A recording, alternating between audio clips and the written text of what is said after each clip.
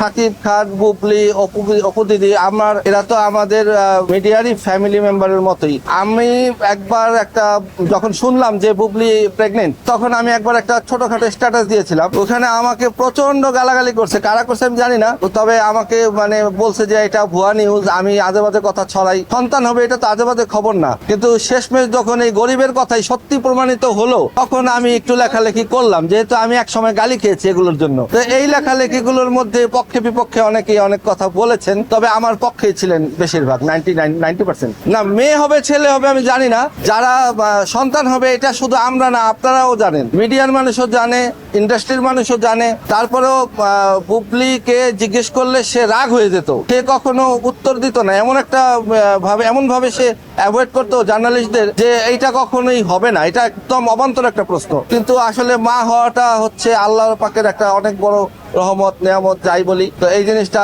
আমি বলিউড ইন্ডাস্ট্রিতে কাউকে দেখি নাই যে এত বড় বড় ঐশ্বরিয়া রায়, অভিষেক বচ্চন, বড় বড় সেলিব্রিটিরা যারা হিরো বিয়ে করছে, তারা কখনো বাচ্চা কাচ্চা গোপন করে নাই, বরং তারা প্রাউডলি পেট নিয়ে মিডিয়ার সামনে আসছে, কথা বলছে, বাচ্চাকে নিয়ে আসছে। তো এই বাংলাদেশের কোন কালচার ফলো করে যেখানে বাচ্চাকে গোপন করা, ওয়াইফ গোপন করা, এবং এক সময় এটা খুব বাজেভাবে রিভিল হওয়া, এবং এগুলো নিয়ে মানুষ এত কথা বলার সুযোগ দিবে কেন? সুপারস্টারেরও উচিত এই জিনিসটা ক্লিয়ার করা, আমি মনে করি।